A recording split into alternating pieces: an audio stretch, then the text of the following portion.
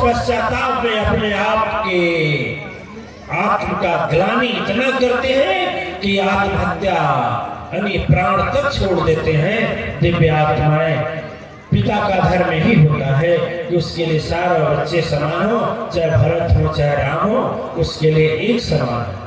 और यदि ऐसा करता है व्यक्ति तो वह व्यक्ति कलंकित होता है। दिव्य आत्माएं इसलिए याद रखें, जब जब धर्म रोता है धरा पर वही विपत्ति आ जाती है। जिस पद पर धर्म पर होवे सुन लो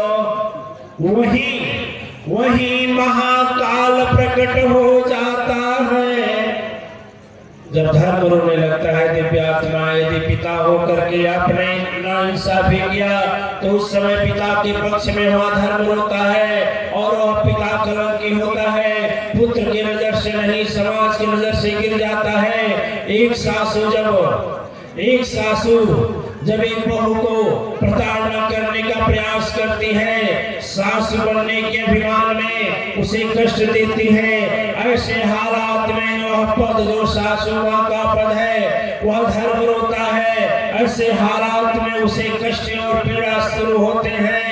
लाख सत्संग सुने, प्रवचन सुने, यज्ञ सुने, मंत्र पढ़े, मंत्र पढ़ाएं, यज्ञ करें, आप सत्संग करें, सब कुछ करें, लेकिन जब तक आप जिस पद पर हैं, किसी पद पर हो, पिता के पद पर हो, भाई के पद पर हो, बहन के पद पर हो, भाभी के पद पर हो, ससुर के पद पर हो, सास के पद पर हो, जिस पद पर आसीन है उस परिवार की आपकी जिम्मेदारी बनती है कि उस परिवार के जिस पद पर है उस पद पर प्रसन्नता पूर्वक विराजमान हो।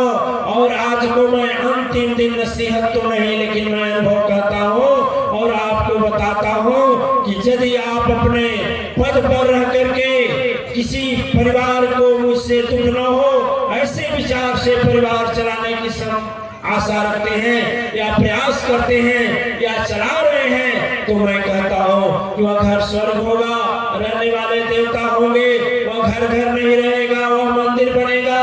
अंतिम दिन में कह कर जा रहा हूँ, जो लोग अपने अपने पद की धर्म की रक्षा कर लेंगे वही खुशी होंगे, वही खुशहाल होंगे, नहीं तो किसी के जीवन में कोई खुशी आने वाली नहीं है।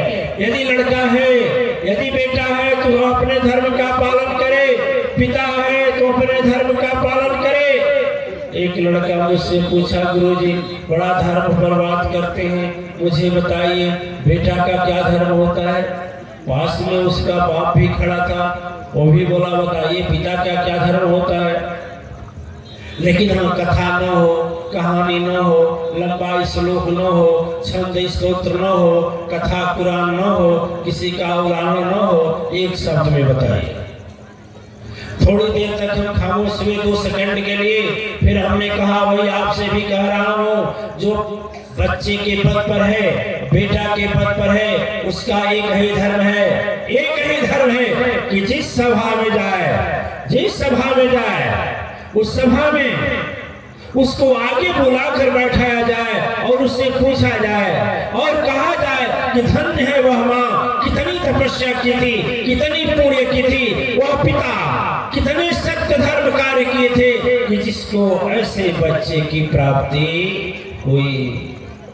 ऐसे कि नहीं घर पर और हम पहुंचे, घर पर पुलिस वाले पहुंचे, घर पर गांव वाले पहुंचे कि तेरा लड़का ऐसा किया, तेरे घर के लोग परेशान हो कि मेरे घर में कहां से जन्म ले लिया। यह बच्चे का धर्म नहीं है।